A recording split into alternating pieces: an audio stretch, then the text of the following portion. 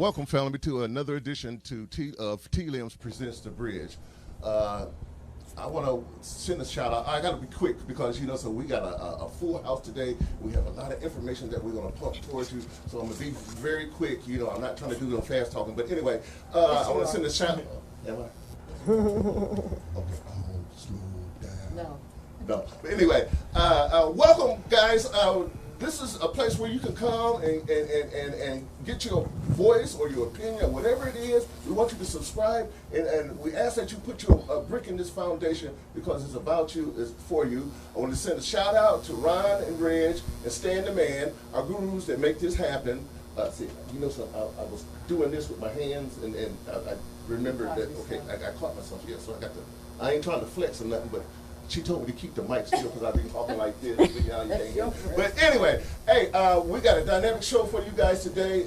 Please listen, please get involved because, again, it's for you and it's about you. And we have to get started right now. Also, this weekend is the 4th of July weekend. Get it? The 4th of July. Okay, now, with that, I'm going to turn it over to, hey, Teresa and Francis, I ain't forgot about y'all. See? I use this hand, but see, I'm right-handed. But okay, Teresa and Francis, what's up? But anyway, I'm gonna turn it over to Twyla, and we're gonna get this party started. Oh yes, indeed. Well, I'm a southpaw, so you know what that says about me. Okay. Today, we're gonna talk about what we were discussing last week. Shirley and I had and Sean, we had a spirited conversation about HR 40. We were just talking about the dynamic of how the place was set up and what a nonsensical situation they had as encountering at the Rayburn building. Today we have Kevin Moody and Roz Mickens. We have Dr. Amy Jenkins from Movement for Black Power. I apologize. Kevin and Roz represent ADOS, American Descendants of Slaves. Dr. Amy Jenkins, Movement for Black Power, and attorney Talib Saber from the Saber firm. And in absentia, that one and only National President of the Black Lawyers for Justice, Malik Zulu Shabazz. So let's start off with Shirley. All right. Yeah, tell us about what was HR 40. What was it? We went up there last week and a half ago now on Juneteenth, right? Okay. And we thought we were going up there. We thought we were going to hear something of some substance, maybe 2 sentences, 4. But the air went out the room when the one congresswoman said, "What would Jesus do?" Yeah, what would Jesus do? Well, I think and I think most people now at this point think it was a scam. I think that after being there and listening to the different witnesses and the committee, it was all set up, and it wasn't speaking for people, black people. So I may suggest that we have our own hearing. That's right. That's right. Mm-hmm. That's right. Or we actually can contact our own people. That's right. Our own folks sit and have it. So I think you can jump in anytime you want to, anytime you want to agree, anytime you want to say. All right. I know that we know for a fact that, well, first of all, there was a group that actually started the petition in '89, and they presented it to Representative John Conyers, who ended up putting it on the floor in 2007, and every other year since then, he put it on the floor. With the exception now from our research, 2017, we didn't find it being presented in 2017.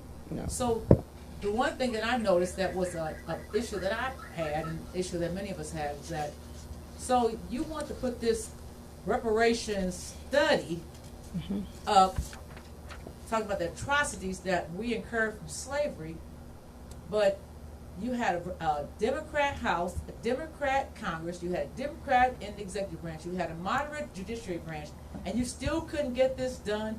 And now we're talking about doing this under this administration. I find it kind of, For just a study, mind you. I think Right. I think it was, And it started with the National Black United Fund, 1989. Okay. Mm-hmm. So, Talib? Yeah, the whole dynamic of it is a bit just for show, like a dog and pony type of show, because it's a lot of things that could have been passed during the previous administration if they really wanted it. And then you think about the extensiveness as it pertains to just reparations and the damages that happened to our people for 400 years. You know, this is something that, though we are presenting it before the U.S. Congress, we're talking about an international component that needs to happen. Because when you're thinking about the issues that have occurred to us as a people, it isn't just domestic. You know, like this isn't just civil rights, these are human rights. Because if this was happening in Yemen, it would be an issue that they would bring to the United Nations. If it was happening in, say, Bangladesh, then it would be brought to the United Nations. Because these same injustices that are happening are violations of human rights. Mass incarceration, we're talking about stop and frisk, we're talking about redlining, gentrification. All these things are the continuum of the enslavement that has happened to us as a people. Not to mention everything that happened on the plantation, the breeding farms, selling our people as chattel, you know what I mean? Not being able to access or have any type of possessions of property, and then being treated as though you can kill us and then you get compensated. Like somehow some of the banks were using us as collateral. You know, some of the banks that are still in existence, you know. Okay. So these are things that are still going on that's plaguing us as a people, and we demand our reparations. Absolutely. We demand our reparations. I like that, Ross. Okay, I did have something, a little bit of, I agree with you, brother. I believe I had to do a little bit of pushback. You're the attorney. I haven't attended law school yet. However, one of the things that I wanted to basically be able to speak on too is if we're looking at worldwide continuum and going to the UN, I'm looking at what are we doing as far as reparations for within the confines of the continental U.S.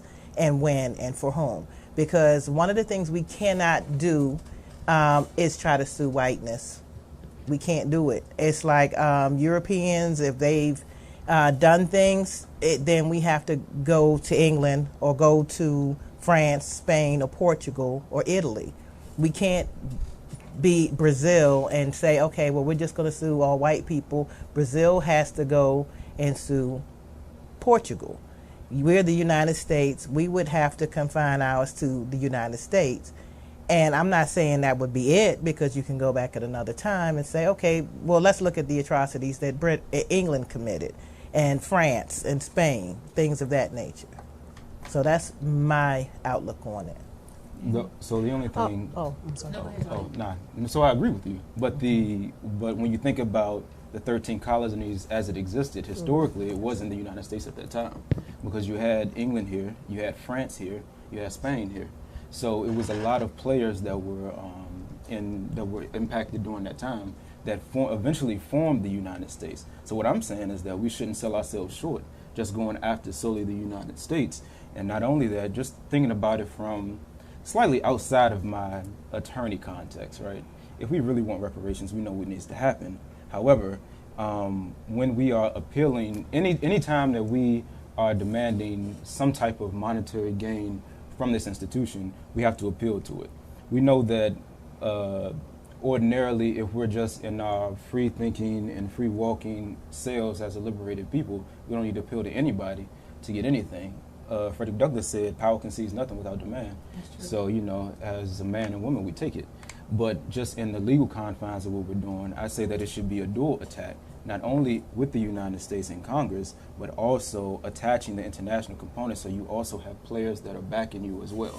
Because we can't fight, as a so-called minority in this land, we can't fight this battle on our own from the perspective of being outnumbered here. I'm saying that we can link up with the brothers and sisters that are abroad as well to help us in the fight, but still having all fronts. We're based in the belly of the beast, so we attack the belly of the beast from within, but also appeal to people who are outside as well that can assist us. I agree. I think CARICOM actually is doing a similar type thing. CARICOM is people of Caribbean descent, and a lot of them are our family members or our friends, and we're basically pushing with them also. And one of my proposals, I think we need to link with them and basically be left and right hand and force in what we're doing and bring it as far as reparations onto an international stage.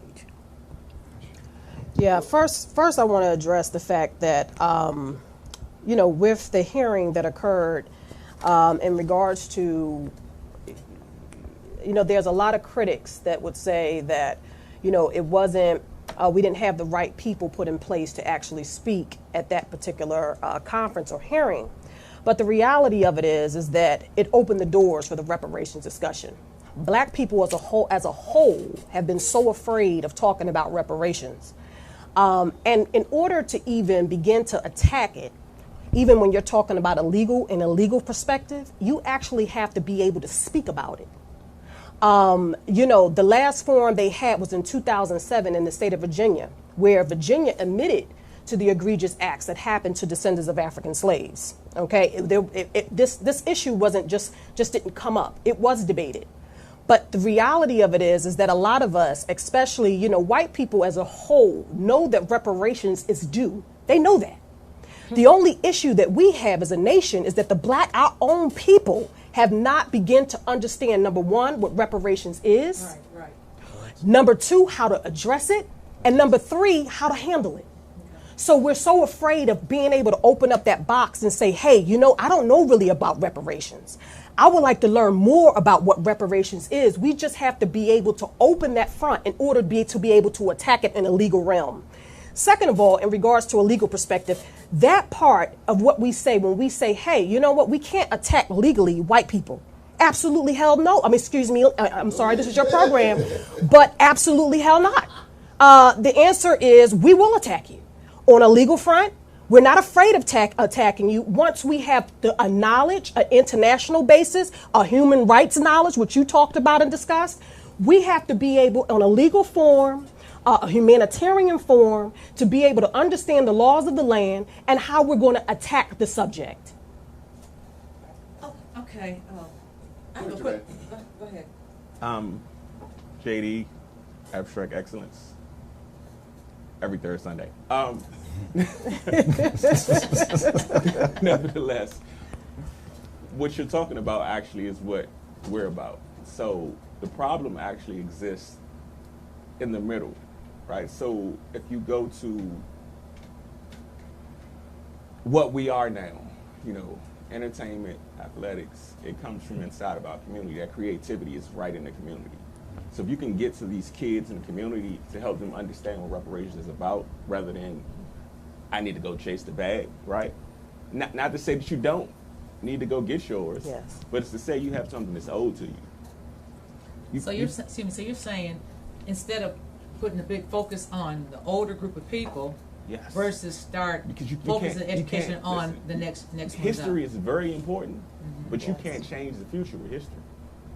So you have to work from the present to deal with the future. And in order to do that, you have to start from the youth, because that's what's going to change the narrative moving forward.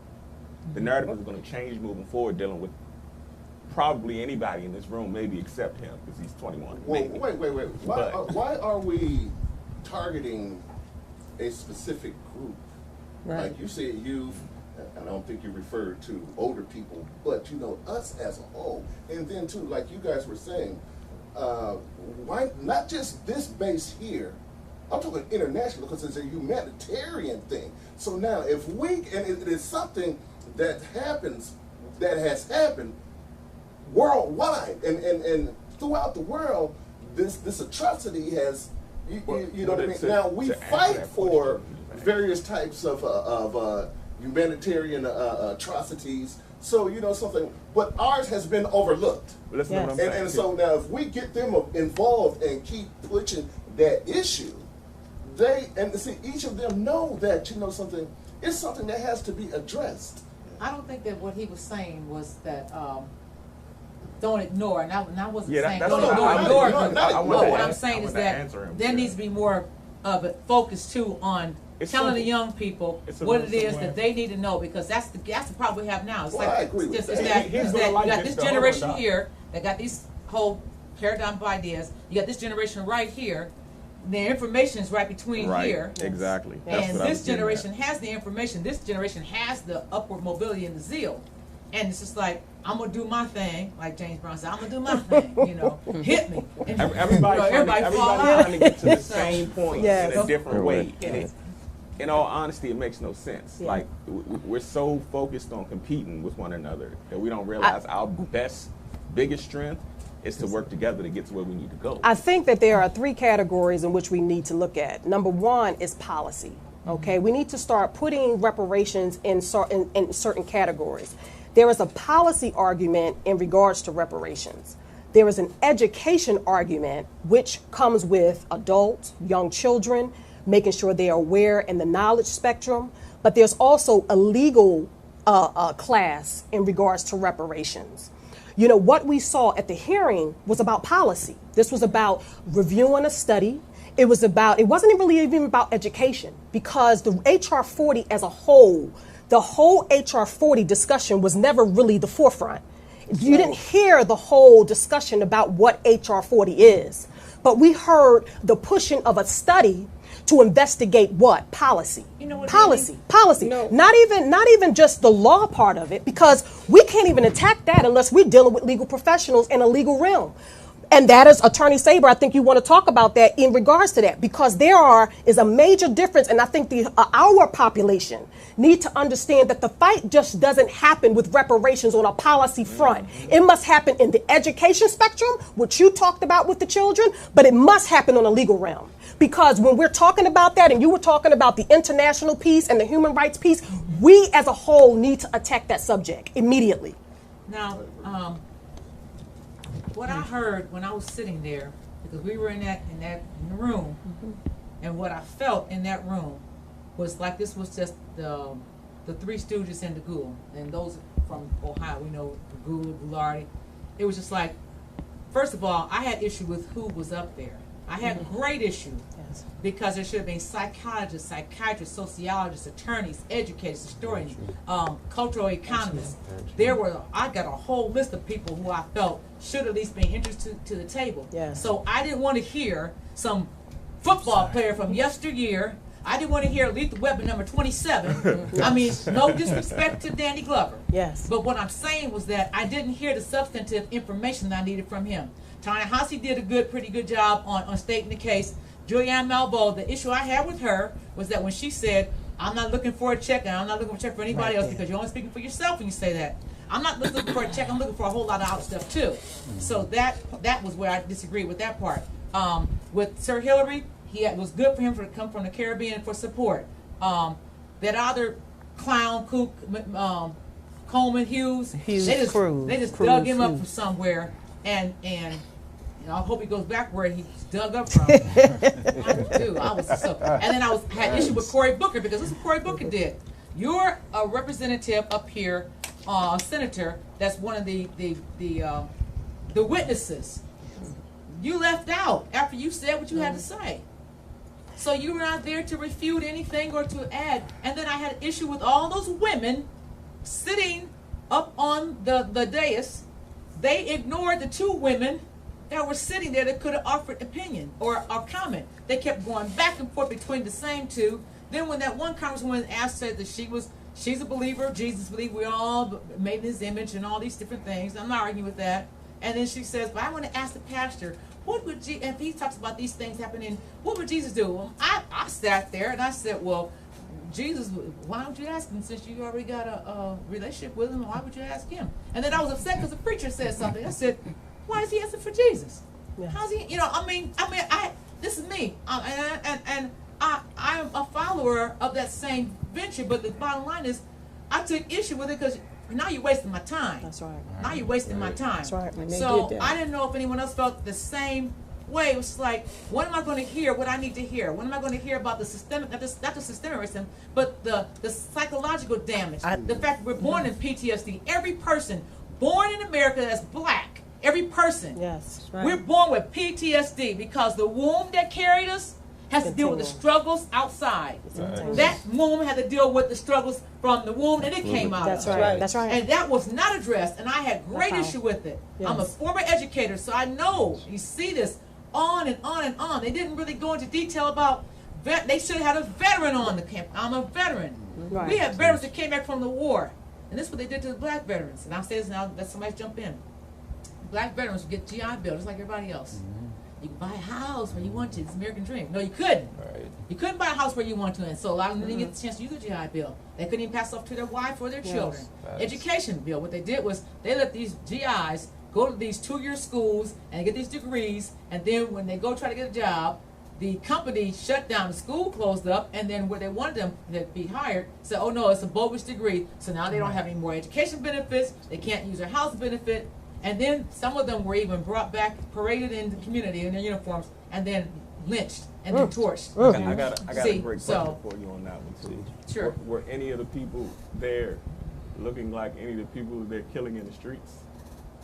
Far as In terms of you You making meant the hearing? oh you mean Yeah. as far as the witnesses or as Speaking- well in well terms of speaking on behalf of part okay of the let me problem? okay someone Well, I wanted to say one of the things is what is the purpose of slavery? And what I've gathered is that it's a systematic distribution of 100% of all the nation, land resources, mineral, businesses, income, rights, privilege, and control of all levels of government into the hands of white society. And that's what we're dealing with these white supremacists. And another thing that was not addressed, and someone can correct me, is HR 40. Did they actually spell out what that was about? I think Amy just mentioned it, but to address the fundamentals of injustice of HR 40 is cruelty, brutality, inhumanity of slavery in the United States and the 13 American colonies between 1619 and 1865 to establish an admission to study and consider a national apology, which you said, I think she said 2007 they did make an apology in Virginia. So none of that, as far as I'm concerned, was addressed at that hearing. It looks like it was more of emotional, with the witnesses talking about their personal problems, and the wrong people was on the stand. I agree. I'm sorry. I was going to say I agree, and I wanted to say real quick. You were saying 1619 to 1865. Based on there. Right, exactly. I got you. Okay. And that's not taking into account Jim Crow, the Reconstruction Yes, that's that right. failed at their hands. That's not taking into account the black laws or the black codes, I'm sorry. And that's not taking into account anything that our people had to endure beyond slavery, chattel slavery. So that needs to be included. And the rewrite, I suggest a strong rewrite for HR 40 because HR 40, as it's written, doesn't have any clause, it doesn't have any fangs, it's just a study. And you mean to tell me that there is, I mean, we study every day. I'm an educator. That's another thing I wanted to say. And to speak to and address what you're saying, brother, I think in a generation, they're trying to find that trap door through education to be accepted. And one of the things I've noticed, even with a lot of the most intelligent younger brothers and sisters that are coming up, they are trying to say, okay, well, I don't get arrested. I'm a good person. I accept others. I help others. We're human. That's what I'm hearing from even like the 28, 29-year-old educators. I'm human. We're all the same. And I'm like, you're wise, you're educated, you're intelligent, but we're not all the same. You have to get that education piece, that historic piece, to know the difference. You have to get that political education, to that economic, those graphs and charts, to know that whatever you're making, it could be $50,000 a year, you're going to look at your counterpart and see that they're making significantly more than you are. So no matter how straight and narrow you try to be, you're still looked at as a lower caste. And that's one of the things that I've been trying to push and pull and trying to get other young people to understand. And I don't want to take up too much time. You guys got a lot to cover, but that's what, it wasn't a plug per se for a show, but Abstract Excellence, what I'm trying to build is basically an alternative to K-12's curriculum. And basically everything you just said, trying to take the youth from ages 4 on up and teach them things like credit building and finance managing and ethnic studies, things that'll give our children a foundation of who they are and not just what they're learning. Because the education is one part, but the knowledge is a little different. Yeah, because we don't control that connecting the two- curriculum. Exactly. We don't. So connecting the two, trying to build this from that. This was a vision God gave me. I have no idea exactly how to get there, but it's been coming along. And you saying that, you basically speak to everything that I'm trying to do. Everything, literally, like trying to make sure our children have a foundation Black power. beyond what they're trying to give us, but what we know more than February, because that's just a massaging of the issue the same way you guys are talking about. Like it's, but go ahead. I'm That's sorry. right. Go ahead. Well, You can talk I just say this Okay. real quick? But we have now today children raising children. So what's the problem? I mean, how and you gonna that's solve that's part of the because problem. a lot of okay, go Yeah, ahead. go ahead. No, I'm That's saying that's part of the problem. Yes, That that's is a absolutely problem. part of the Okay, go problem. ahead. Well, one of the. Okay. Oh, okay. I'm gonna let her speak because I want to say this. I want to say that, you know, getting back to just the hearing, the education piece with our children, that definitely needs to happen. But I think this thing with this study period, you know, we're done studying. I'm done. I agree. Okay? Done. I am done. I'm sick and tired. You know, the white people, why would it, first of all, we don't come to a hearing, all right, or a hearing at this point to do a study. You know, the question is right now, isn't it true that wait a minute, you enslaved my ancestors? Isn't that true? You're well aware that you did it. Isn't that right? So what I want to know right now is, what are we going to do about it? What is going to be the compensation in which you're going to give our people? We want actual punitive. What do we want? Intangible. we want to. We want all Intangible. damages in which we can think of on the legal front. Right, sorry. We want it all. And that's the only thing that I was disappointed with at HR 40. I don't want to study anymore. Every person up on that panel knew exactly what reparations is. They know what it's done to our people. White people are not ignorant on reparations. They know that they are the privileged ones in this country, and they know that the field has never been equal because of this unequal privilege that we're having. This is why we are at reparations hearing July 1st at 1 o'clock p.m. at the National Press Club. The reason why is because right now, I'll give you the address, but I got to finish this. Because the reality of it is that we're no longer talking about a study. Right now, we want to know what you're going to do. We want to outline it. We want to talk to the legal professionals. We want to sit down and we want to work with other organizations and groups to get this together. We're tired of it, and they know we're tired. Stop playing games in regards to reparations. Stop acting like you don't know what it is, and let's get to the bottom line. That's the figures, dollars and cents. Cut Like the check. Cut the check. So that's at, let me just say that's at 14. Let me gotta get this out. Because you need to be at 529 14th Street Northwest. That's the National Press Club. Say it It one is time. important. That's 529 14th Street Northwest. And the reason why you need to be there is because it's not only the panel that needs to talk, it's you need to talk. There's a town hall. You got to hear your voice to see how we're going to do this thing. Right. Just to follow up on the sister, because she got me fired up. You know? But, you know, and she's right. No more studying, no more marching. That's all I got to say. That stuff used to work in the past. We're in a different era. They've changed the game.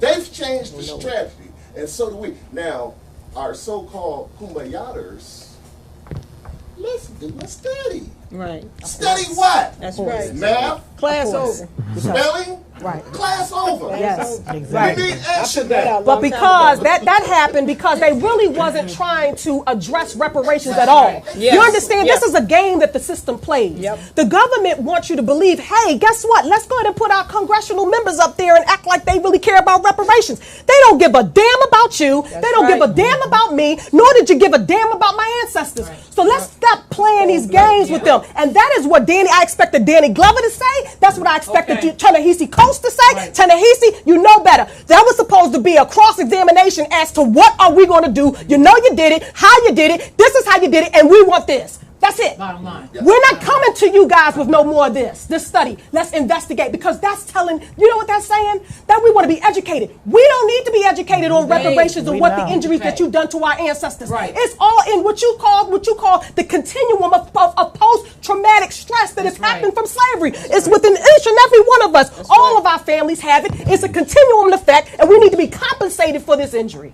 And I agree with you 125, 150. I can't even line up over the bar. Okay, because here's my other thing too, was that you want to study about us. When it came time, Obama gave money to the Jews a few years ago. Sure did. Yes. He gave money to the indigent ones. He said there were some that were 65 and older who were living in poverty, that were survivors of the Holocaust. But I have relatives that were born here, raised here, lived here, and died here in poverty. Born in poverty, lived in poverty. I didn't see anybody sending any money down there to give them a hand, or as Kamala Harris says, a lift. Give everybody a lift. Okay, that's one. Then when the Japanese, when we bombed Hiroshima and Nagasaki, Yep. we bombed, we committed a terrorist attack on civilian population. And then we turned around with this thing called the Marshall Plan. And then we rebuilt their communities. The ones that were terrorized here in this country, we paid them. Not only did we pay them, we paid their survivors. See, so it didn't matter whether they were alive or not. Their survivors got paid. Now, Native Americans went into the 1866 treaty because they failed to do what they were supposed to do in 1865. Majority of them were slavers. My family was included, caught up in that, okay? Then they did this thing where they took this quantum blood, where they took the black folks off the slave rolls. Yes. Off the Dawes rolls. Yes. What made you Yeah. determine that you're only going to use one set of rolls? Let me tell you what happened with Cherokee. Yes. Black people that were Teach. there, Good teacher. black people that were there, when they were free, they booked. They didn't wait around. The United States said, put them on the rolls, give them $100, give them Yes. land. Am I going to stick around when my slaver and trust that you're going to do what you're supposed to do? No, they left. And since they left, they never got compensated. Some of us on the rolls, but some of us are of that mixed blood, not by choice. Yes. Yes. Come on. Good Get a teacher. little couple dollars every so many months, yes. Education didn't pay, yes. But I'm one of the fortunate ones. But that don't make me stop fighting for those Come that I on. know. Good teacher. You got a lot of people that say I have Indian blood in them. And they're right. Because they mixed with us. They enslaved us. They paid $25 for every slave that was returned back to the Union. Yeah, they did. And $20 if they were dead. And it was the Union that said, let's scalp them. Send the scalp back. They didn't do a study when they're talking about paying the indigenous people. And then they turned around and paid many millions of dollars more for the reappropriation of some land. Then they turned around and didn't study for that. Yes. You didn't study to pay the Japanese for the internment. You didn't study to do Japanese for the Marshall Plan, because the Marshall Plan was like this. When I tell you it was like this, I'm telling you it was like this. World War II was over, it was signed, and we were in the country right there, just like that. Fixing right there. It was no study. No study. What were they? Let me cut you off for a hot second, just a second. What were those? Those were acts against humanity. Yes. Such as us. But they didn't have to go in front of a world court at all. Nope. Everybody all. knew it. Even the Japanese that were interned here, they had to go in front of a world court at all. There was no study. I'm telling you there was no study because I know. Where I work, there was no study. There was no study when you talk about why did we pay Holocaust survivors? We didn't even start that war, anything to do with it. Right. We paid them. Still Obama, paying. yes, your president, Barack Hussein Obama II, who doesn't have any kind of real affinity to those who look like me or anybody else, walk, talk, breathe like us. No. That's just what it is. So, but you got to study us. That was my problem. And see, I also know, too, from working where I've worked in the past, studies usually take 25, 30 years. It's already been 30 years already. That's right. Come on. Good teacher. Exactly. Good So teacher. we're talking Good about teacher. 30 studies. Yes. Come That's on. already 30 years behind. Yes. Man, I'm expecting 50 more years. I'm almost 60. So, Yes. yeah, hey. fired up. But by the time I get mine, I'm going to have to pass it off to somebody else because, you see what I mean? But why do we sit there? Then I heard the Democrat, black folks, stop picking these parties and say, I'm a Democrat. None of them are your friends. I don't care None about of Right. you. Correct. None of People And call me that- crazy, and that might be right. fitting. The last election, the last two elections, when it came time for president, I wrote my name in it myself. I put the vice president as the Green Party and I hopped on the plane. Last time I did, I hopped on the plane with the Cairo. That's what it did. That's what it did. I was I fine. voted for you. Because the problem Seriously, because I could not see handing over my vote to somebody that I figured there's no such thing as lesser than two That's evils. right, yes. Good is Right. good, evil Right, is evil. So right, stop doing that. right. Well, less, I had someone who was telling me, a friend of mine who's within Cobra, I love you too, brother, I really do. But I didn't agree with saying, well, people not need to abstain from voting. I think we should. If there's no one for me to vote for, I'm not, and see, please Black don't power. try to badger me and saying that my ancestors died so that I can have the right to Control. vote. They didn't die so I can have the right to vote. Control. They did not die so I have the right to vote. The right to vote was given by an amendment. And in fact, the black men had the right to vote before black women had the right to vote.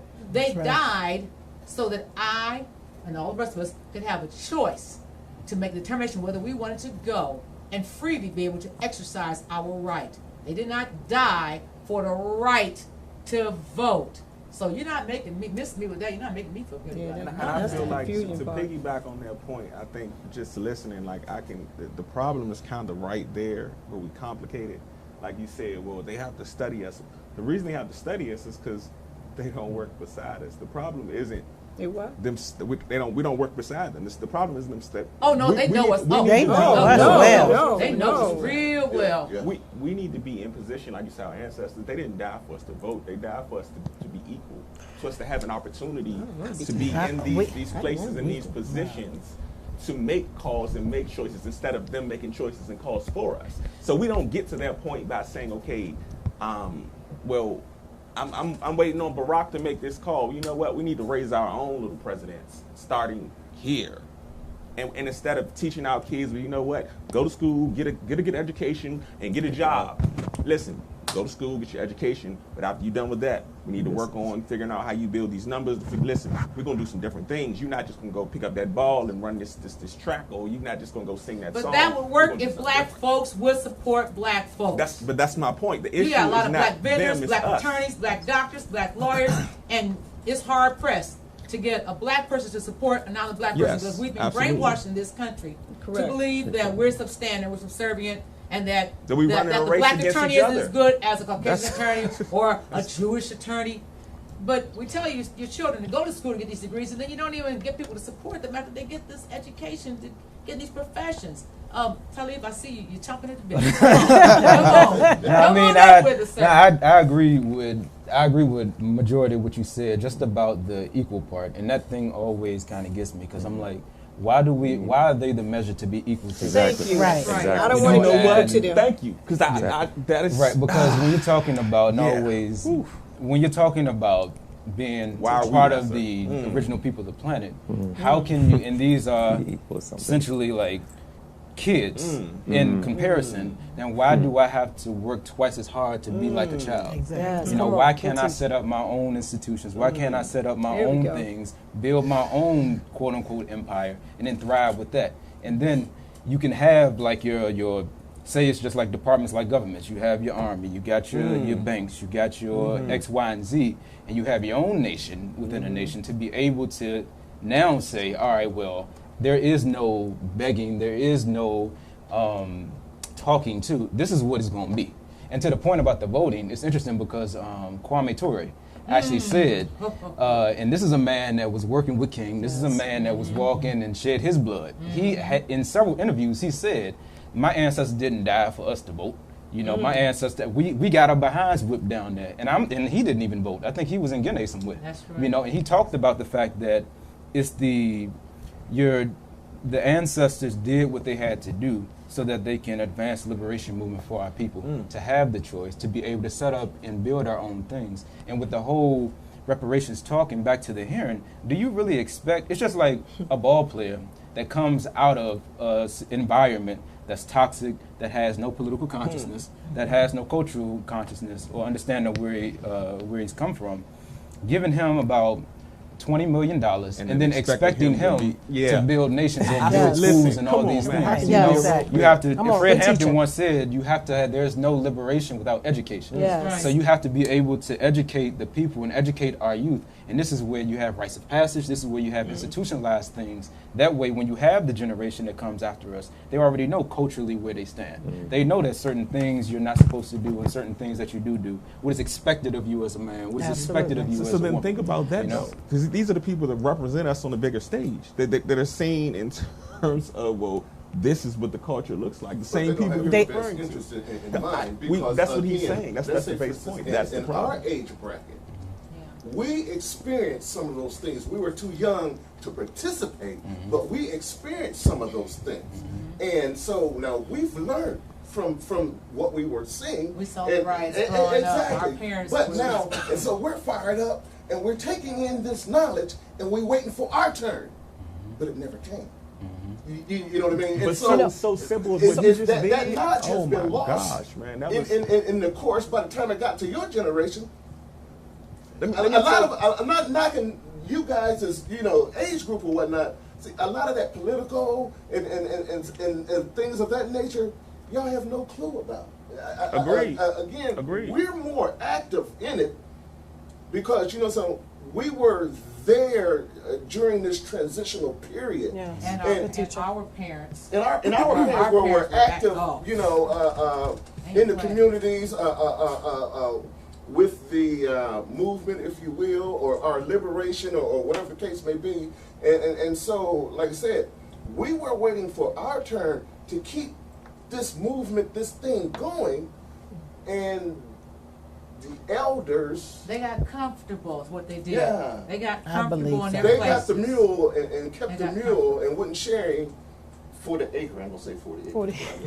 But for the acre, you know what I mean, of land, and like I said, and they didn't share the wealth, if you will. I liken it to, because I talked to my mother who's 70, we have a great relationship. I liken it to this, and this kind of simplifies it. Praying, right?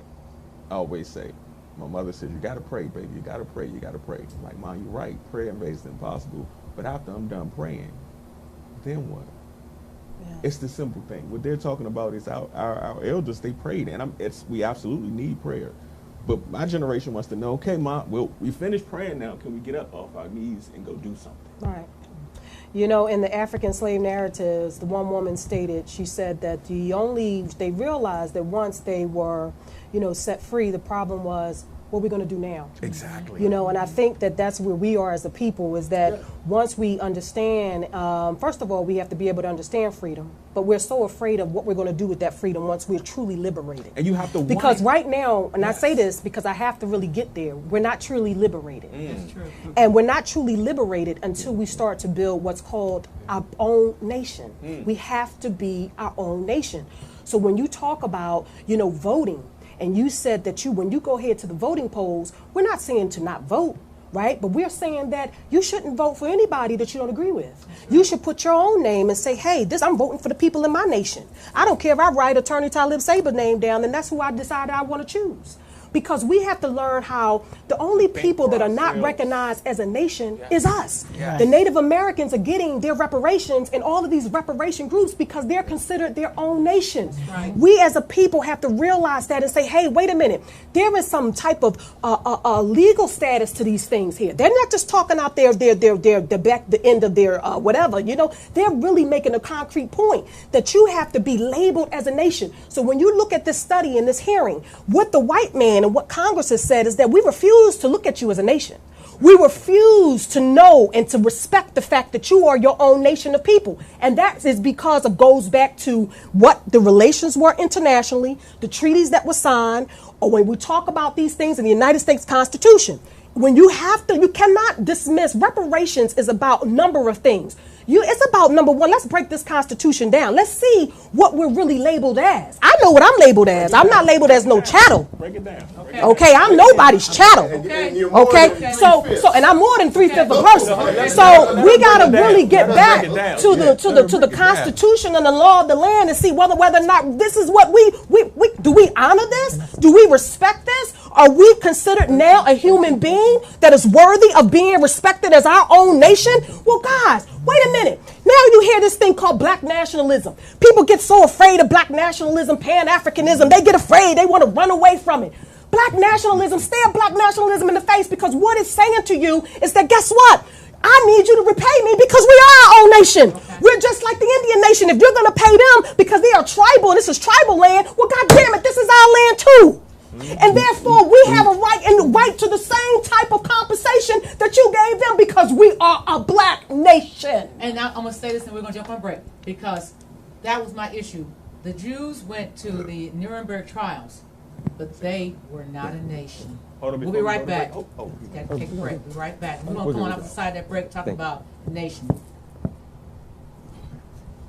Business owners looking for a place to advertise your business and promote your products and services? VoxWave is the right place. We have over 10,000 views a day and 70,000 listeners a month. For more information, contact Reg Gaskins at 240-832-4455.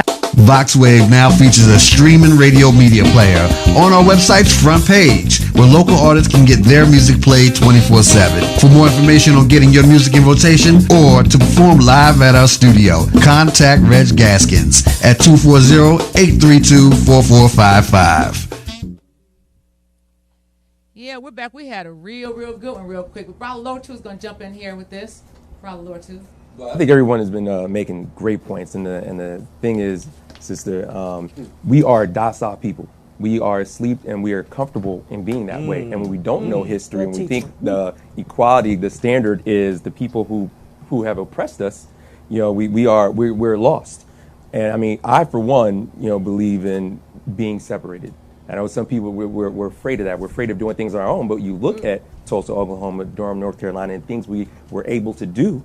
We can still do these things. Black Wall Street, come on. Exactly. We need to start looking at ourselves, understanding thyself, knowing who we are, where we come from. That's why history is so important, because we are repeating these things. And we have been programmed by the television from what these people are enforcing on us. Hold on, say that again. Television. That's what I always say.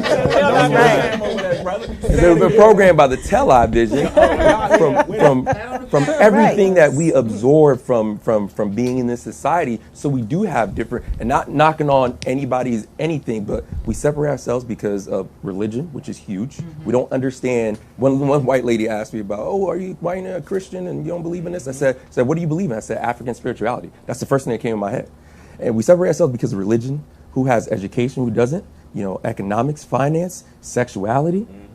We are hurting ourselves. There's the attack from enemy number one. And the reason why we're going to keep chewing on the cud for the next 200 years, talking about this and being reactive people. Why didn't we get this? Let's talk about this study. Let's talk about that. These people have studied us from day one. They know us better than we know ourselves. So we're going to keep talking about these studies, and now I've been knowing who we are to really grow and progress. So while we're still being reactive and not being proactive, we're just kind of stuck in the same situations over and over again. And some of us just, it's so sad, because people who are on economically lower economics or lower vibrating, they don't care.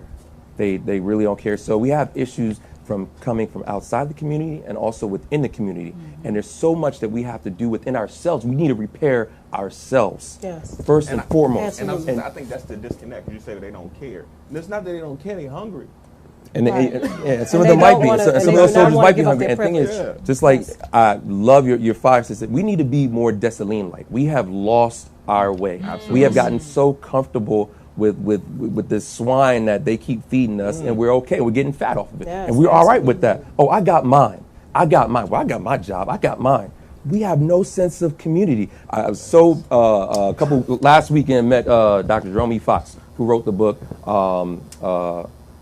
Forgetting the main, basically in league with your oppressor, addicted to white, in league the oppressed in league with the oppressor. And one of the white values is competition over collaboration. We are people who work together. So you may have a group like ADOS, and we have other groups, but we want to separate ourselves from that. We are nothing. We become nothing but crabs in a barrel, because this is what we have here. So this is the best solution for everybody, and this is what we have here. It's a multi-pronged attack. We have to understand that. We do have to be very militant way. We have to be spooks. We have to learn from the system and then go within and attack it. Absolutely. But it's so much pride. So I'm sorry. But I just want to say the complacency that you're talking about is a complacency with a larger picture. It's a complacency with white supremacy. We are be complacent with a system, right? Designed to what? To oppress us. So check this out. We're complacent with that system. And it is time that we have to understand that with this reparations forum, we already have standing, number one, right? We already addressed the injury, number two, all right? We're at the point where we're talking about redressability, right? And damages. This is where we're at. We already know causation. We've already attacked on the legal spectrum all the variables that gets us to a place where we're no longer studying this. We're at a legal point now of what? Of compensation, redress, of economic, provide the dividends, right? Let's figure out, because we have known cases from the slave narratives. If you go down and dissect every slave narrative and you look at their descendants are actually living. These are actual victims that are descendants from African slaves. That can be proven. So if we have that and we know who these people are, we've identified our claimants. So now where do we go? We need someone to be able to say, hey, wait a minute. Let's talk about this injury. Let's get this. We have causation. Now let's talk about redressability and economic damages. And this is why HR 40 was basically just trying to study not so much that it was due, but I did understand HR 40 on the premise of addressing redressability. Because it seemed like what HR 40 was pushing was not so much the vision of we need reparations, but it was trying to address the recovery issue. How are we going to do it? But I think it could have been better delivered in regards to that redress. I agree. When you said slave narratives, I'm going to let Kev jump in here. Slave narratives. My great-grandfather is listed on there. Ruby Pickens Tart wrote a book called Towing the Lead Role. His name is Josh Horn. Oh, wow. I remember Josh Horn. He was a prolific storyteller, Old Guinea Jim. And his master was named Isaac Horn. He said that he remembers last time seeing his mom when he was about 6 years old. He remembers seeing his father being drugged to death and then animals eating his flesh. Yeah, I remember that. So when I saw that, it did something to me. It made me really, really just... Now, we were fortunate because he had received over 300-something acres of land in Livingston, Alabama. That's because they thought that he was a good guy, and also he had 17 children. But the bottom line was, what did he have to go through? He talked about how he had to shoot coons and feed themselves. People think that the slave masters actually fed you. We always told them that they feed. He said, yeah, go out there and find your own food. Right. And then you only had a couple rounds to go, and they weren't concerned about you killing them because they were all the Negroes that want to tell on you if you came too close to where they were. You won't go out there and shoot that coon. And talking about catching different animals and different shooting birds out of the air and preparing it for meat and stews and like that made me angry. I'm telling you, angry. I was thankful that he was alive long enough to get that story out. Yes. That he and his wife, and then his one of my aunts, Carrie, sang because they got her because she was up in the mountains and she sang. But I'm thinking about how many other brothers and sisters of mine don't know the lineage. AfricanAncestry.com, Dr. Gina, we're going to have her here one day because when they talk about trying to figure out the blood quantum, that she has the most comprehensive DNA catalog in the world, over 30,000, get you right down to your tribe. Not Ancestry.com. Ancestry.com gets 2,000, but Ancestry.com also gives your DNA away to other companies too. They don't destroy it. Right. Remember we talked about I heard that. about And that. 23andMe. Oh yeah. Because I asked, I said, what are you going to do with it? Oh, we destroy it. I said, how do you know? Why can't you send it back to me? Oh no.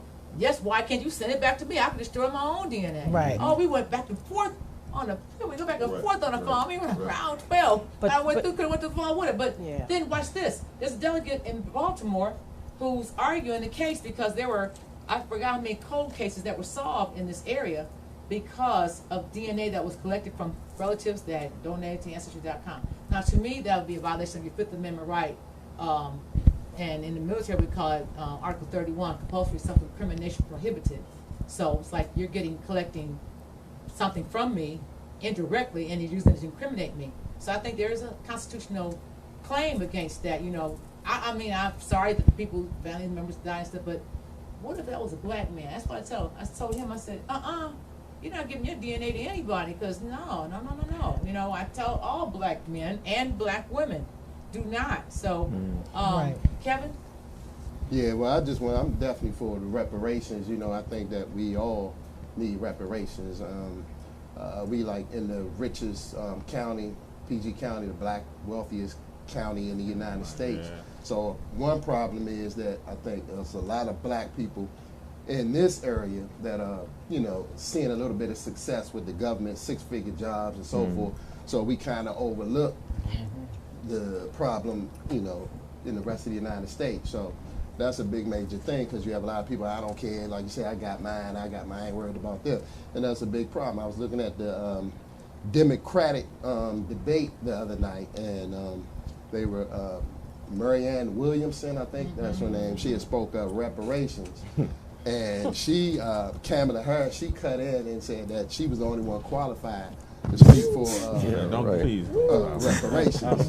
So, she basically danced around that and went into busing or something like that. And I'm like, you know, LBGTQ. yeah, and I she mean, went you know, on. That's people what now she went. pressing for LGBTQ reparations and forgot about us. And somebody, I forgot who it was, they had spoke about health care with the immigrants, illegal immigrants, and they were speaking of $1.3 trillion that they were talking about allocating, and I'm like, that's part of our reparations right there. And free. Yeah. Yeah. We're going to do Yeah. free They health care. They kept showing the pictures. Yeah. I'm gonna say this, we're gonna kind of tie this down. Man, it's just not enough time. Yeah. They kept showing this picture. I was up at the VA hospital the other day, and they kept showing a picture of the man and his child, and they were in the water, and Yes. and so someone got upset with me and said they thought I was a cold, callous killer. Well, that's part of that. I'm not cold and callous. Let me put it like that. The rest of it, okay. So. The other part. But That's an inside joke. but I said I don't care. Sarah's person said, "Oh, how can you say that?" I said I can say that because I want to see on the picture the young man that got shot the other week who was still looking for his murder. I want to see the sisters whose bodies are found dead with the organs missing on there. Right. I want to see the schools in Baltimore that don't have heat. That's or right. don't have air. I want to Yes. see that. That's right. I Come want on. to see the black men that keep Good getting teacher. locked up. I want to see Yes. the police officer who just kept shooting that girl on the ground. She was dead. And then they said that they couldn't determine whether she was pregnant or not. She said she was pregnant. Now they said we Yeah, don't she's- know whether she was pregnant or not. Yeah. But she was in safe distance. I want to see that on TV. I want to see you have that type of empathy. So until you say that, first of all, there's a way to get here legally. You don't see boatloads of Right. Africans coming here. And if they were, I'm going to tell you what they did. And you can attest to this too. Back in the 80s, what they do when the Haitians were trying They to get turned here. it right around. They sent them back turned it and right they died around. at sea. They used military personnel, Yes, indeed, they did. sailors, The white- Marines, Coast Guard. The white Cubans could come. But the Cubans were able to come. I have friends to this day that have nightmares about the people that they had to send back and knew that they didn't get back. We're going to take it around the table. You can say where you're from, how you can somebody can contact with you, and Amy, let us know about the rest of the events for tomorrow one more time. Great. All right. So, Talib Saber, attorney, activist, and filmmaker. My office is based in Greenbelt. I practice education law, civil rights, human rights, personal injury. And you can www.thesaberfirm.com. Spell that for them. THESABER, B as in boy, ER, FIRM as in Mary.com. Yeah, and I'm on the social media, so you can just type my name in TAALIBSABER. All right. Hi, I'm Roz Mickens, and I guess the best way to reach me is through Twitter. I'm on there often. It's under Roslyn, ROSLYN, Mickens, MICKENS. So it's at Roslyn Mickens, and that's probably the best way to reach me. My name is Shirley Stewart. I have a website called meetshirleyastewart.com. Shirley's an electrician And extraordinaire. I'm by the also way. a electrical contractor, master electrician. All right, Ashe. And just so you all know, as I told Twyla, I've been out here for a long time on this trail. Go ahead. First of all, I'd like to thank Twyla for inviting us to the show today. That was remarkable. Thank you. One way to reach the movement for Black Power, you can visit, actually you can just email me at movetogether@yahoo.com. We will definitely put you in touch with someone to invite you out to our meetings that are held every week on Tuesdays. We would love to have you guys out. But for this reparations forum, okay, this hearing again is going to be July 1st at 1 o'clock. We invite everyone to be there. But in addition to this hearing, we're also going to McConnell's house, all right, for the statements that he's made against reparations, stating that you're not entitled to reparations, you're not going to get reparations, well, we'll address you at your doorstep. All right, it is time that we stop, we come together in a unified front to address, all right, these injuries. We have to make it public. There's no need to hide anymore, okay, behind reparations. Also, one other thing I wanted to say in regards to DNA is DNA, they already have our DNA. They had it at the time that they pulled your umbilical cord, all right? So You have to understand the government in which you live is a secret force. This is a veil that you ain't ready. They are so sophisticated in what they have. They're just not telling you everything. You know what? So when we go ahead and you get your DNA done, don't be afraid of getting your DNA done, because you have a right to know where you come from and what people you come from, and that history is right there. They can't do anything that they haven't done already with our DNA. Okay, my name is Kevin Moody. The best way to reach me is on Facebook. Kevin Moody. Okay, and we're going to go live. Wilkie Brown, not on social media, one of the 1 million members. Check us out, 1million.com. And we're going to go live afterwards. Okay, yeah, we're going to go live from the Connect to the Bridge Instagram page right after the show. Thank you, everyone. Thank you so much. We'll invite you all back here again real soon. Ron? Take us to the bridge. Close as you want and shine a light on my flow.